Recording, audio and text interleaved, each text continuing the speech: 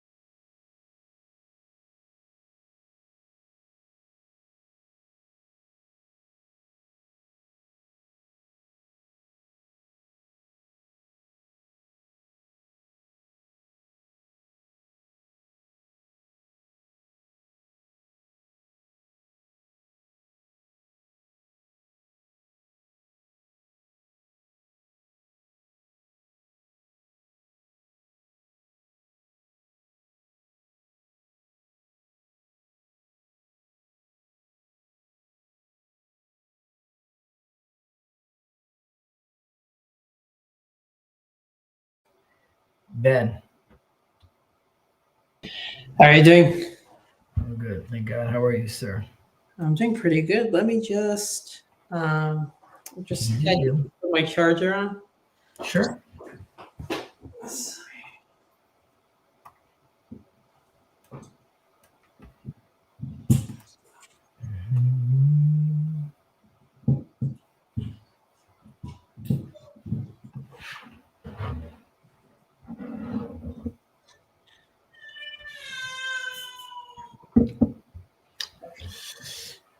May the tears of the young children awaken us to repentance. Is that because of my? It's just something my father would say every time he heard a baby cry. Yeah. I mean, he said it to maybe or us to teshuva, but I translated it to awaken us to repentance. That's a lot of teshuva. Yeah. Every time that a baby cries. That another classic family joke is if you see like a baby crying,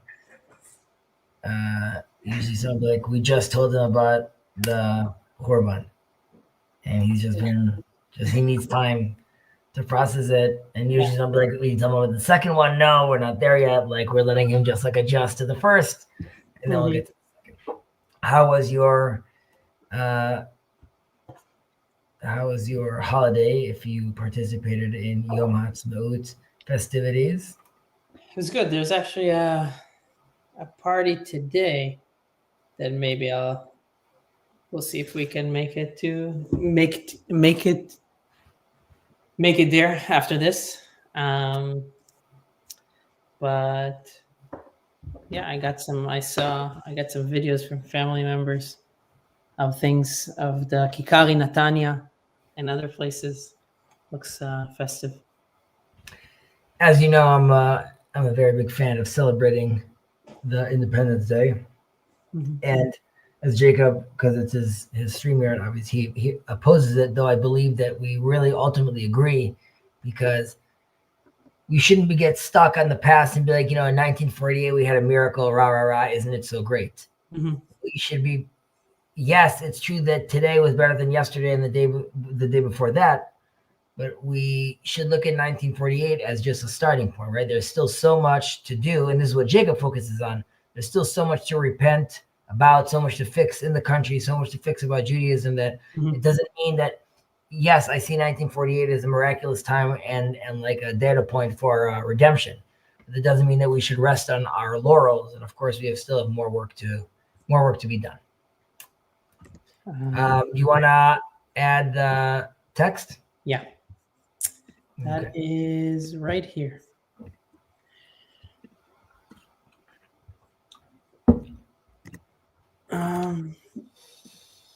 Okay. Let me see. Yeah, we are right at the end of it.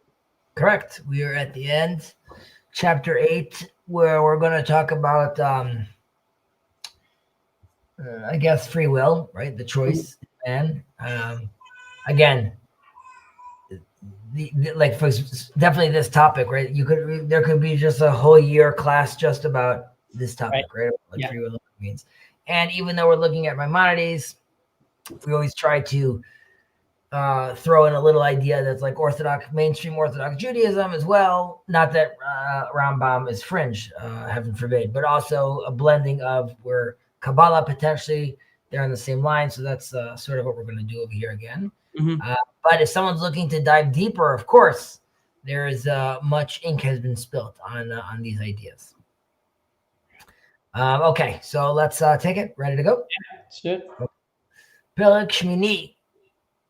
ביצירה האנושית אי אפשר שיוולד האדם את תחילת עניינו בטבע, לא בעל יתרון ולא בעל חיסרון, כמו שאי אפשר שיוולד האדם בטבע בעל מלאכה מן המלאכות המעשיות. אבל אפשר שיוולד בטבע מוכן למעלה או לפחיתות, באופן שיהיו מעשים הללו קלים לא יותר ממעשים אחרים. משל לזה, אדם שמזגו נוטה יותר אל היובש ועצם מוחו זך, והרטיבות מעטה בו, הרי שקל לו לזכור ולהבין העניינים יותר מאיש בלגמי, שהרטיבות במוחו רבה. אבל אם יעזו את המוכן במזגו למעלה זו, ולא ילמדו כל עיקר, ולא יעוררו שום כוח בו, סופו שישאר בער. וכן אם ילמדו וישכלו האדם שהוא גס מטבעו, רב הרטיבות, סופו שידע ויבין, אבל בקושי ובטורח. והוא הדין, מי שמזג ליבו חם יותר ממה שצריך, יהיה אמיץ לב. רצוני לומר מוכן לאומץ הלב, ואם ילמד אומץ הלב, יהיה להאמיץ בקלות. ואיש אחר שמזגו ליבו קר, יותר ממה שצריך, הרי מוכן הוא אל המורח והבעלה, וכשילמד וירגיל עצמו בכך, יקבל בקלות, ועם אומץ לב, כוונתו לרכוש. הרי שלא יהיה אמיץ, אבל בכורח, ולאחר שירגיל עצמו. Okay. It's actually one of the more clearer texts of the Rambam, I think. Yeah, and I feel like we've kind of touched on it briefly. I mean, you mentioned this. Of course. Yeah. Okay. Concerning the natural disposition of man, it is impossible for man to be born endowed by nature from his very birth with either virtue or vice, just as it is impossible that he should be born skilled by nature in any particular art. It is possible, however, that through natural causes, he may from birth be so constituted as to have a predelication for a particular virtue or vice, so that he will be more readily practice it than any other. For instance, a man whose natural constitution inclines towards dryness whose brain matter is clear and not overloaded with fluids. Best medical advice, very, very up to date. Yeah, go on. Not overloaded with fluids. Finds it much easier to learn, remember, and understand things than the phlegmatic man, whose brain is encumbered with a great deal of humidity. But if one who inclines constitutionally towards a certain excellence is left entirely without instruction, and if his faculties are not stimulated, he will undoubtedly remain ignorant. On the other hand, if one by nature dull and phlegmatic, possessing an abundance of humidity, is instructed and enlightened, he will, though with difficulty, is true, gradually succeed in acquiring knowledge and understanding. In exactly the same way, he whose blood is somewhat warmer than is necessary has the requisite quality to make him a brave man.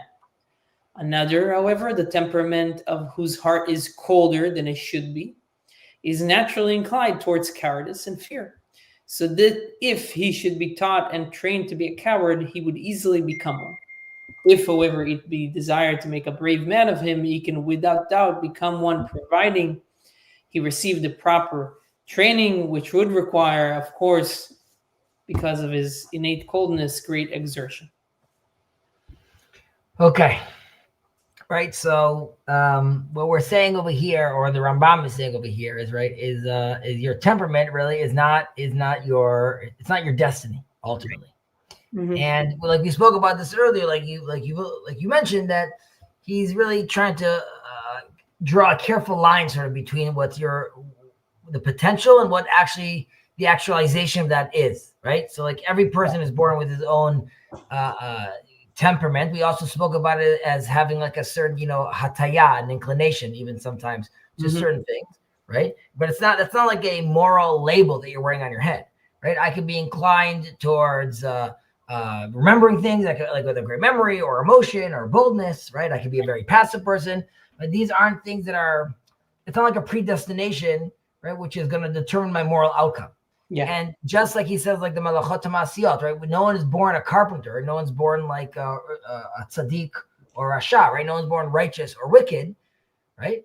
The faculties, right? We have to activate them, right? And this is, of course, through education that Rambam, of course, presses. And this is, of course, why the role of the educator is, of course, so important in general, and of course also in Judaism, right? Because someone, like he gives examples of here, someone with like a refined temperament, right? And he uses the example of dry and humid, right? So if I have dry and sort of like a lucid mind, right, I could find studying things and virtue obviously much easier. Mm-hmm. But if like he says, if you don't teach it, then you're going to remain ignorant, obviously, right? I'm not using my faculties the right way. I'm not tapping into that potential.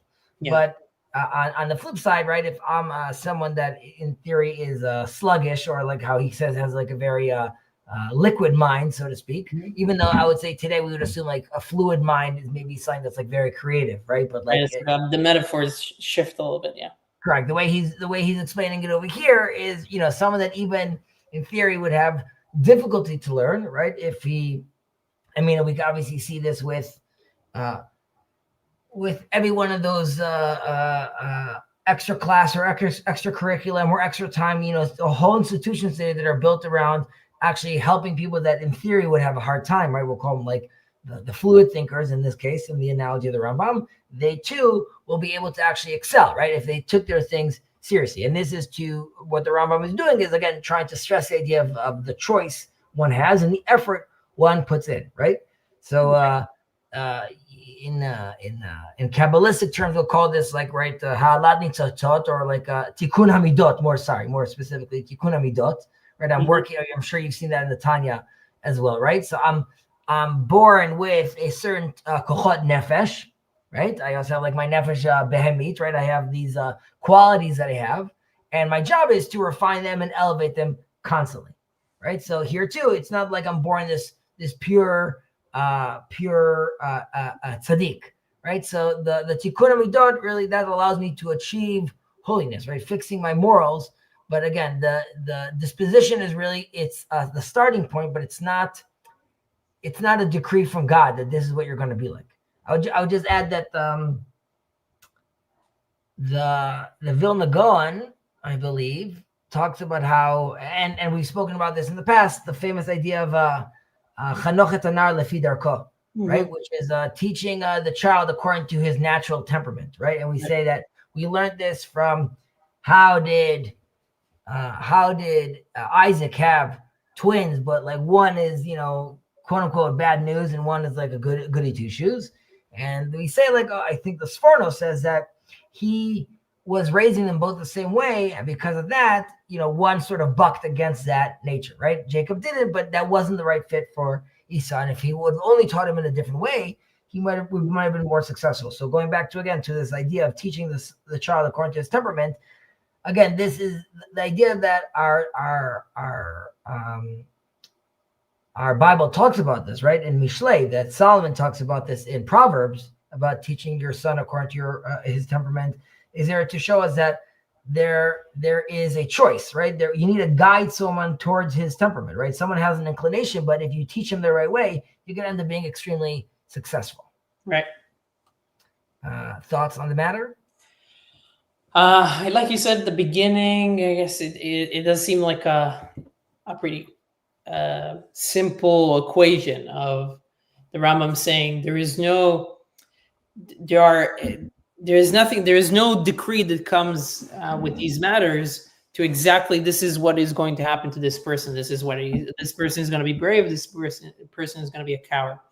You do have innate features that come to you that make it easier for you to acquire those things, or harder for you to acquire them.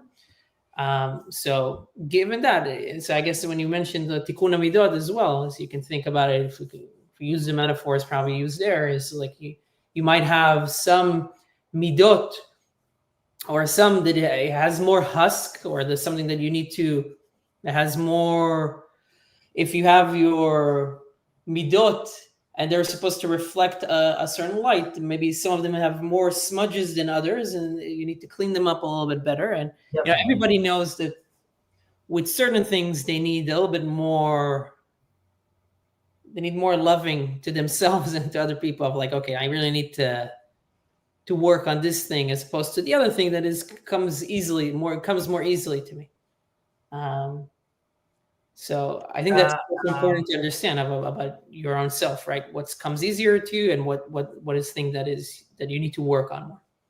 Right. We might touch upon this even later, but the Kabbalists talk about how introspection, right? I mean, we'll call that like more of like a philosophical idea, or like a psychological idea today. But I think it's a Hechalot Elohim, like, which these are like the sort of like the celestial chambers, which is like, if you get to the point where you are doing self introspection, you are allowing yourself, by doing that, you are opening up more channels sort of to your true self, because you are willing to examine it, and by doing that, you're allowing then like a flow of like, that this is getting already really into the Kabbalistic ideas of like, returning back to the source, back to the Keter, but these are for another class. Okay, we'll continue. Yeah. You want to scroll down? Let's live.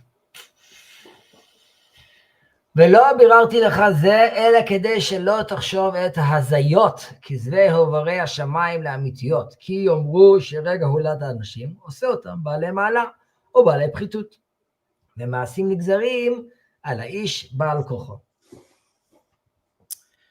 I have entered into this subject so that you will not believe the absurd ideas of astrologers who falsely asserted that the constellation at the time of one's birth determines whether one is to be virtuous or vicious, the individual being thus necessarily compelled to follow out a certain line of conduct.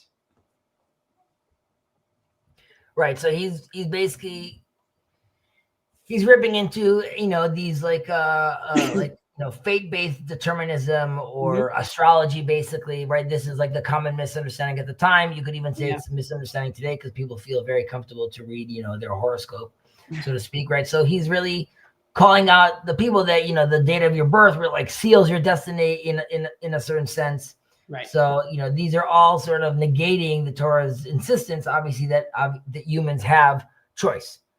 Cal is joining us, fighting with his family member about this. Well, of course you were fighting about them. That's because they're a Leo and they won't know what I'm saying. But, right. So clearly the Rambam, right, is going to come and say, and we know there's the classic idea in the Talmud, right, in Masechet Shabbat, talks about En Mazal Yisrael, right? So this is a very famous line, which is, the Jewish people were not bound by the stars. Now, but the fact by negating Israel, this sort of leads you to feel like, well, other nations, right, they might have governed by some sort of cosmic influence, right? Israel is placed under the rule of the Torah, which means we have free will, right? So this is something that the Rambam he's going to defend this axiom totally, right? Because he needs this for the integrity of the mitzvot and the reward and the punishment, basically. Because if it's all predestined, if you're a Leo, so that's obviously a problem for doing good things and doing bad things. It's already already done. Now, there are other rabbis like Rav Sadia Gun also that was like in mainstream Judaism, those very against like astrology. He also believes that that God specifically gave us the intellect in the Torah to be able to surpass these blind forces. However, we should be fair and say that in the Kabbalist camp, at least, right, that the Zohar does admit that the mazal, right, the astrology, the luck, this does have an impact on like physical matters, but he stresses how yirat shamayim, right, the reverence of God, the fear of God, not a fear as like, oh no, but more of like the awe of God, right? That's never decreed, right? This is also what the Arizal talks about as well in the Kabbalistic circles about that, again, the Torah and the Tefillah and the Tshuva, right? These things that we could do, repentance and prayer and study of Torah, this allows us to ascend from those influences.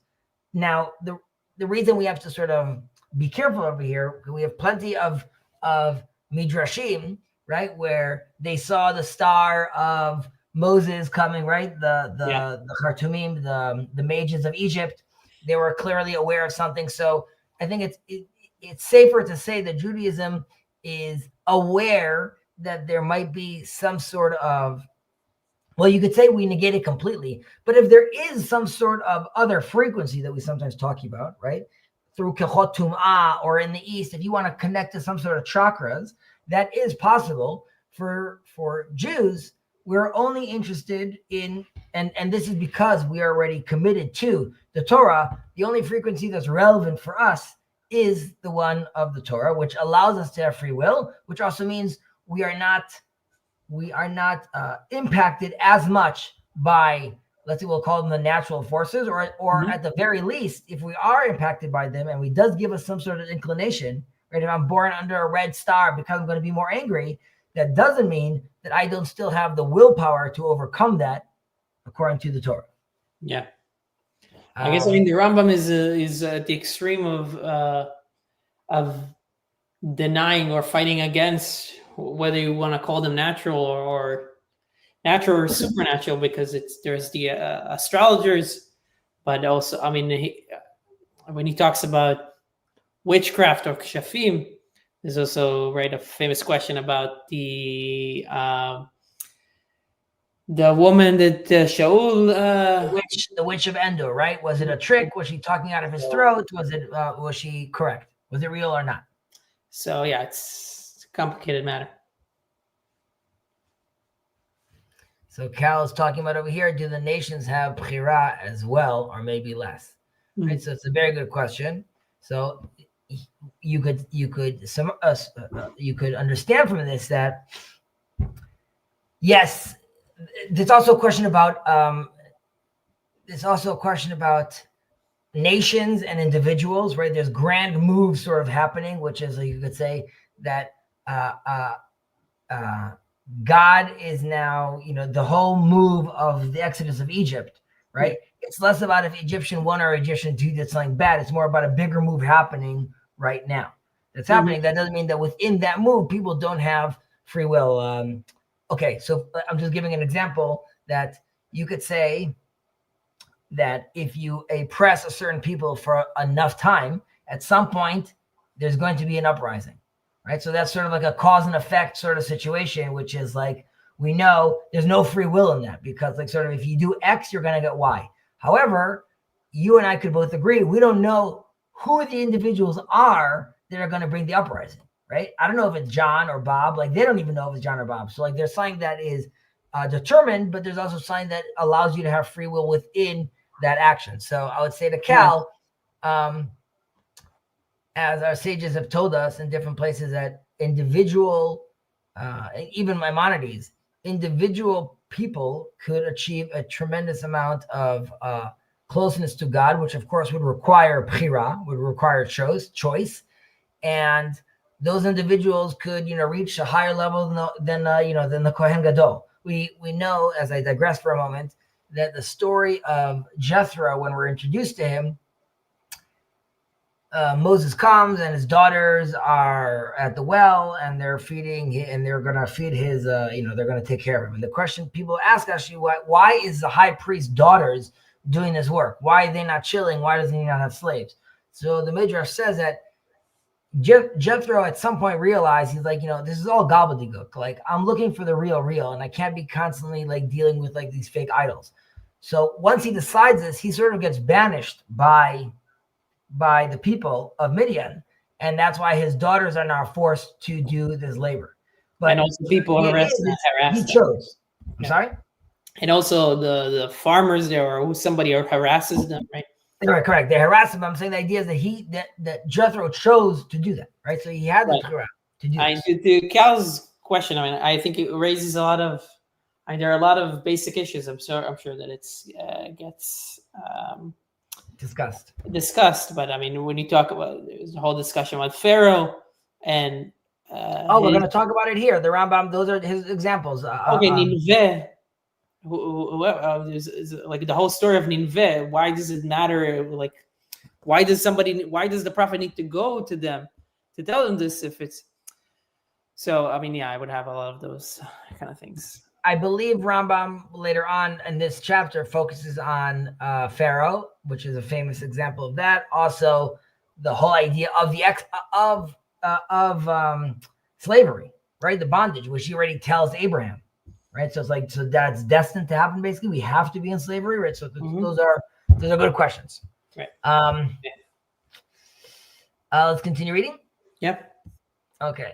ואתה דע שדבר שהסכימו עליו תורתנו ופלספת יוון וישרו מופתי האמת הוא שמעשה האדם מוסרים לו, אין כופר אותו בהם, ואין לו שום מניע לא מן החוץ. שיתהו למעלה או לפחיתות, חוץ מן ההכנה המזגית בלבד, כפי שביארנו, שמקילה עליו דבר או מכבידה, אבל שיהיה מחויב או נמנע, לא. Okay. We, on the contrary, are convinced that our law agrees with Greek philosophy, which substantiates with convincing proofs the contention that man's conduct is entirely in his own hands, that no compulsion is exerted and no external influence is brought to bear upon him that constrains him to be either virtuous or vicious, except inasmuch as, according to what we have said above, he may be by nature so constituted as to find it easy or hard, as the case may be, to do a certain thing, but that he must necessarily do or refrain from doing a certain thing is absolutely untrue. So this is a universal, he's claiming that there's universal agreement over here, right? That free will exists, or at least that many things point to free will, right? So this is, I would say this is what the Rambam is really declaring over here, that really your actions are in your hand, right? Mm-hmm. And the rational demonstration of this, that this happens, which would be like what he calls like mufteh haemet, right? So this is not like an external, there isn't an external compulsion, right? It doesn't even have to be like from Hashem, like there's a divine decree telling you to do this, right? But no one could force you to do anything ultimately, right? The only thing you have is what he says, the hachana mizagit, your temperamental inclination, okay? What, right. I think now we might differ with the Rambam, or we might have a different understanding of like nature, nurture. Right. Nurture might, I mean, it's even today, it's blended in a way that's very hard to talk about anyway. That's why it still holds true. We could be more specific today about like how much is nature and how much is nurture, more so than let's say the Rambam was.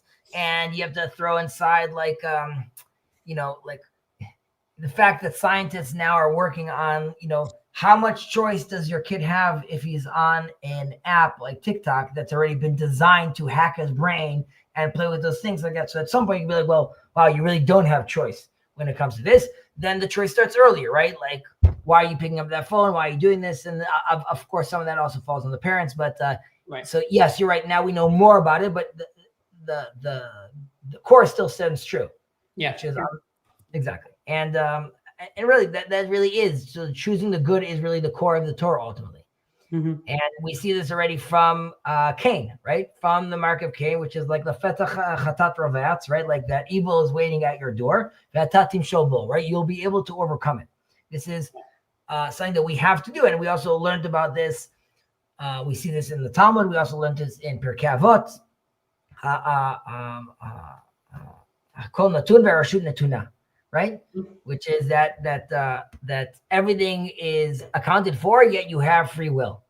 And Rambam is still, what he's going to claim is that and what I can even claim, that there's a philosophical and a Kabbalistic harmony over here, right? Which is that even though the Rambam is going through like this Aristotelian idea, right, that the soul is potentially like virtuous, and it's actually actualized by like the things you do and how you educate yourself, right? I would even say that according to some of the Kabbalists, right, that we say the soul sort of descends, it needs a specific tikkun, right? And despite like its dispositions and things like that, it still has the ability to rectify itself constantly. Like you said, remove the smudges or clean them off. And then I could go back to my rectified self. So again, they're using different language, but all of them are pointing out to the same thing, that you still have choice and you can make these changes. Mm-hmm. Yeah. All right. Makol makom.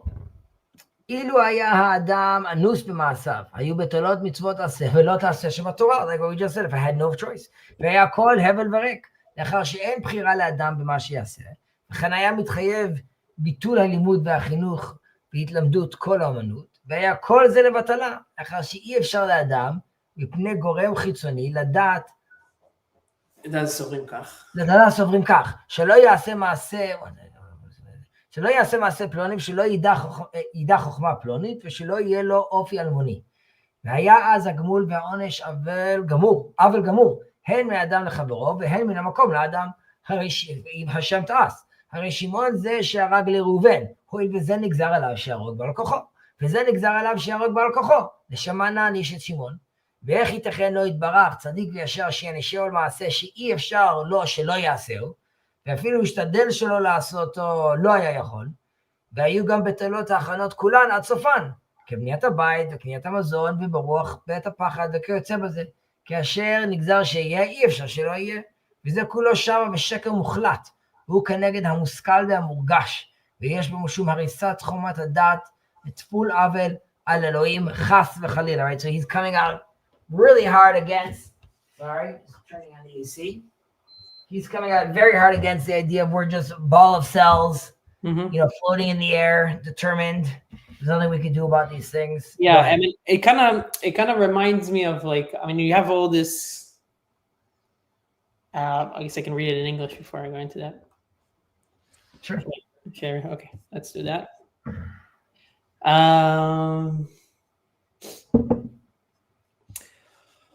Continues, were a man compelled to act according to the dictates of predestination, then the commands and prohibitions of the law would become null and void, and the law would be completely false, since man would have no freedom of choice in what he does.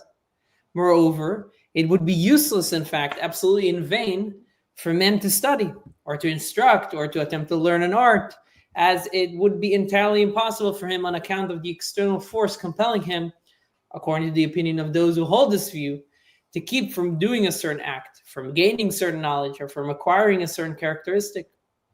Reward and punishment too would be pure injustice, both as regards man towards man and as between God and man.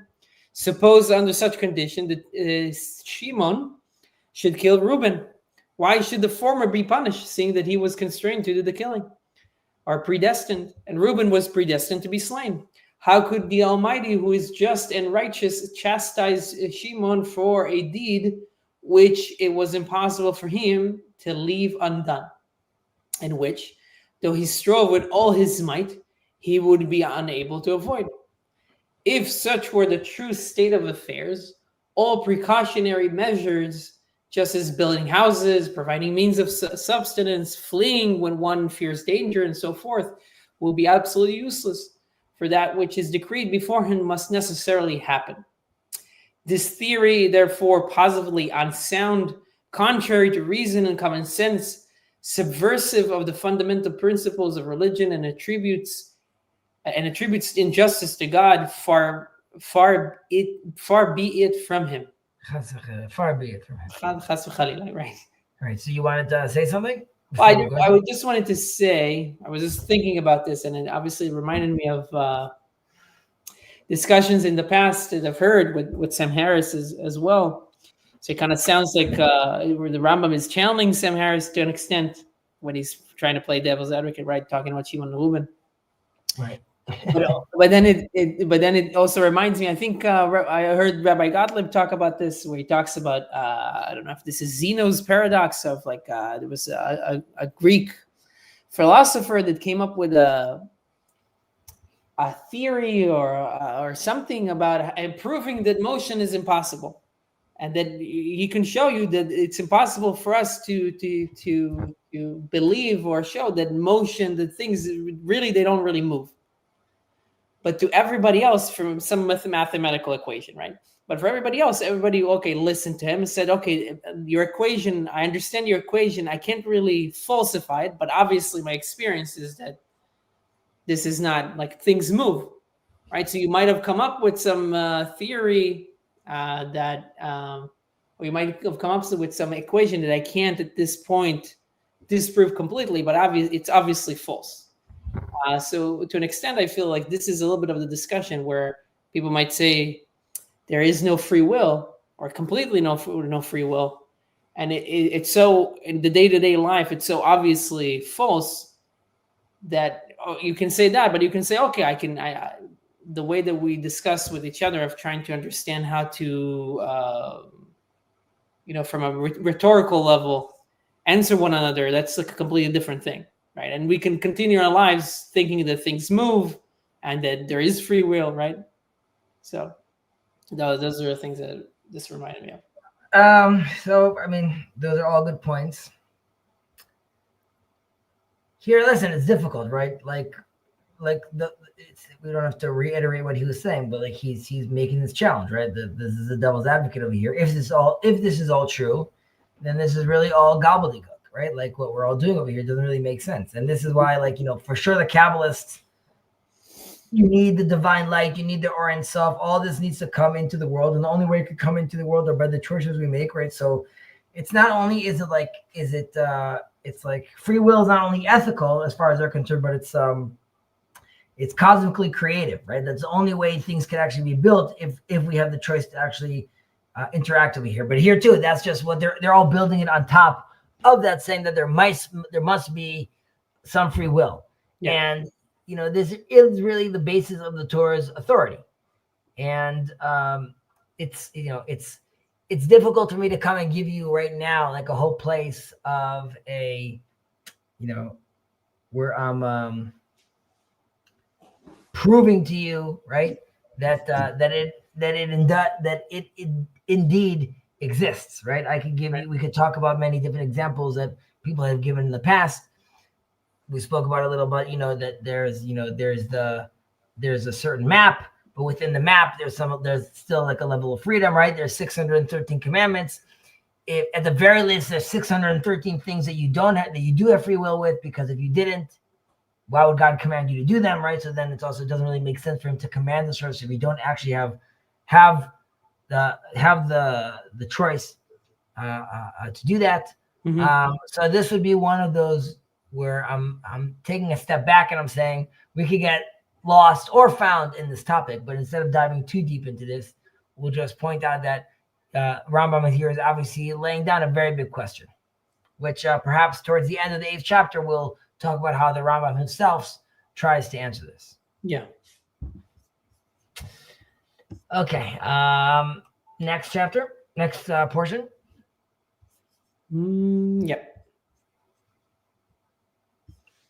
אולם אמת שאין לפקפק בה היא שמעשה אדם כולם מוסרים. By the way, just to point out, earlier what Rambam said about like, the Greeks and the philosophers agree with me as well. He's saying that like they all agree that that's what it looks like. Mm-hmm.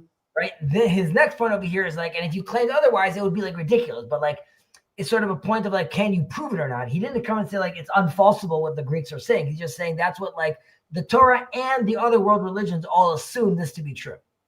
Well, the Torah is telling us this is true, and the others are assuming it to be true based on where logic takes them. Right. I mean, it's a little bit of the point that I make. It's like I'm not. You might have an equation that I need to deal with and figure out how to falsify, right. But logic tells me, and my experiential experience. That's probably not the way to do it. Say it. But your lived experience. If I want to sound smart, I'll say experiential experience, or dumb, I guess. Anyway, if that tells me that it leads me to think of certain things, right? He's saying this is what the philosophers, this is the Torah, this is where it leads us to. This is our assumption. This is our lived experience. Yeah. I mean, again, I would just say like the example we gave when we did Pirkei Avot, which is, or the example I just gave right now, and perhaps he talks about this even later on about how Hakol Tzafui v'Rashut Netuna, or Hakol B'Yedei Shamayim Chut Mirat Shamayim. Right. Hakol B'Yedei Shamayim, everything is in the hand of heaven, aside from the fear of God, of heaven, is nature. All of that is already predestined. The only thing that's not predestined, right? The only thing that I do have free will in is with my morality, with my, and how it relates back to you, God, right? So, the throwing a rock off a cliff, physics is going to kick in because after the 6th, 7th day of creation, God took a step back and rested, and now the laws of physics are kicking in. Those Jews, their source is the divine will, right? But that gets into a whole other discussion about sort of like divine providence, which I think we'll get into as well. Okay, let's continue. Let's do it. This is the first portion. Ulam emet she'en. Can you scroll back for a second? I just want to see where I am. Okay, yeah. Ulam emet she'en lefakfek בה היא שמעשה האדם כולם מסורים לו. אם ירצה יעשה, ואם ירצה לא יעשה. ואין מכריח ולא חופר אותו בזה, לפיכך הוא מצווה ועומד. ואמר, אין נתתי לפניך היום את החיים ואת אותו, ובחרת בחיים. ונתן לנו הבחירה בזה, והטיל העונש על מי שמרה, והגמול על מי שיצית. אם שמוע תשמעו, ואם לא תשמעו, וחייב הלימוד והתמודדות, ולימדתם אותם בבינכם, ולמדתם אותם ושמרתם לעשותם, וכל מה שבא בלימוד והחינוך במצוות, וחייב גם כן ההכנות כולן, כמו שכתוב בתורת אמת, כי תבנה בית חדש ועשית מעקה לגגך, ולא תשים דמים בביתך. פן ימות במלחמה, במה ישכב, לא יכבול רחיים ורכב, והרבה מאוד בתורה ובספרי נביאים, לעניין זה רצוני לומר, ההכנות. It's funny that he calls it the achnot. Is that like anything that prepares you to what you really need to do? Is that the... Yeah, I mean, that's what they would call the hachanot, his preparations. And again, you might have seen this in the Tanya, where they talk about the atruta de alta, the atruta de leila. I'm saying you have the divine flow from above and you have the divine flow from below. Mm-hmm. And as you prepare yourself, you turn yourself into a vessel that can bring these things between above and below. But let's read the English. In reality, the undoubted truth of the matter is that man has full sway over all his actions. If he wishes to do a thing, he does it. If he does not wish to do it, he need not, without any external compulsion controlling him. Therefore, God very properly commanded man, saying, See, I have set before thee this day life and the good, death and evil. Therefore, choose life, giving us as regards freedom of choice. Consequently, punishment is inflicted upon those who disobey, and reward granted to those to the obedient. As it is said, if thou will hearken, and if thou will not hearken. Learning and teaching are also necessary according to the commands.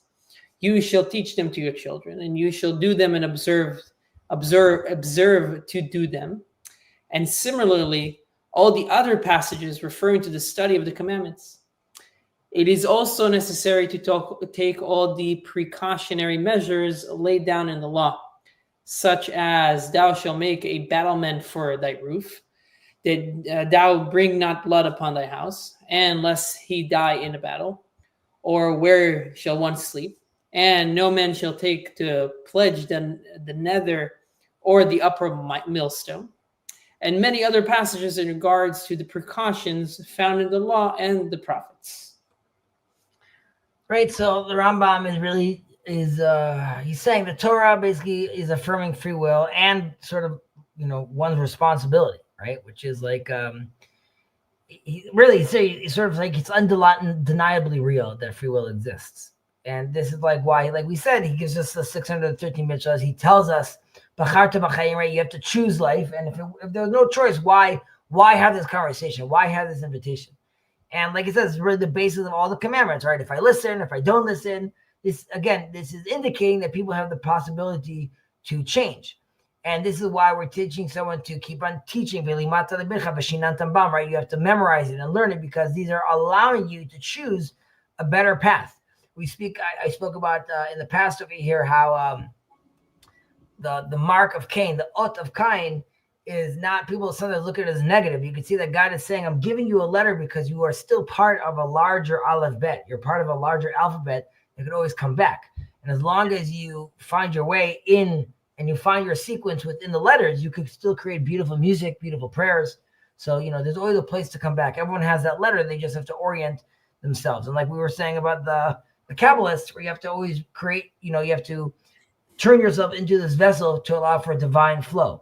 So just like I create things on the bottom over here and I prepare myself, and by doing so, we talk about this a little about God's will, about the artist, right? The artist that prepares himself to take ideas that are abstract, right? And then create them into something new. It's sort of like mimicking what God is doing as well, right? God is taking an abstract world and creating order of it as well. So we can do this about many different things, right? If I am building, he gives an example over here that we also learned from the quote of Hammurabi, which is I go onto my roof and I build a fence. Why do I build a fence? Because I'm doing protection. But by doing that, by me building the fence and creating a consciousness of protection, we believe that we are drawing down from God divine protection as well into this world, right? Because we are showing that this is the pattern of the matrix that we're trying to build.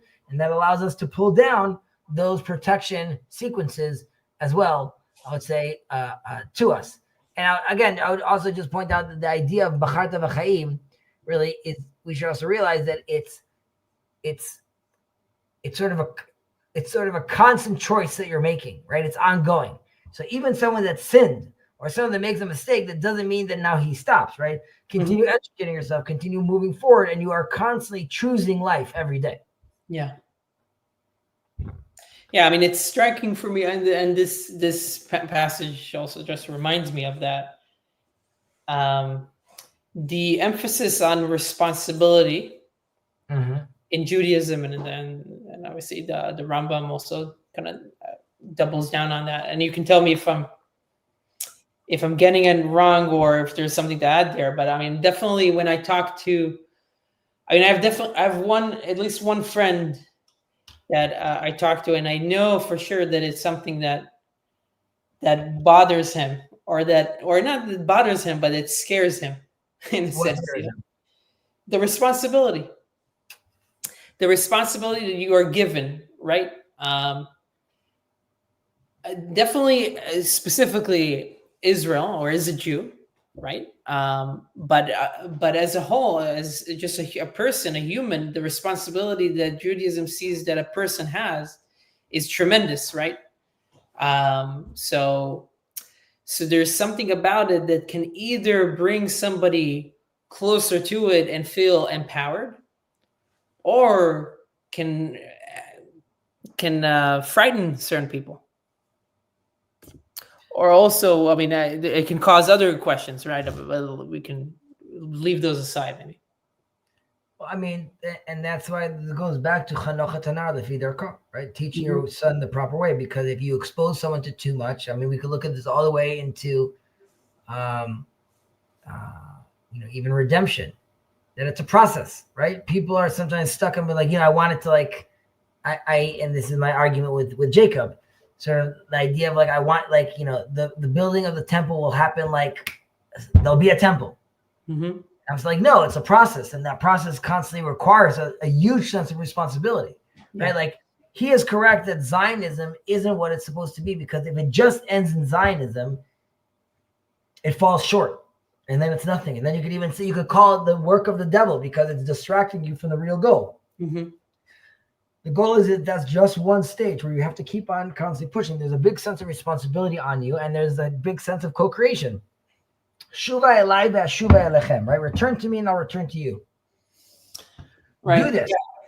Yeah, I mean, I was just thinking about this, and it also connects to the parasha. I don't know, we don't need to go through it, but I mean, the person, the Mitzurah, in some sense, is a person that has a bad thing happens to him, but it is we know from the people that have had it that they were right. They were touched in a certain way. So it's kind of like a paradox, or you are both, you are more sensitive, but then you also are more responsible to respond to it. As Uncle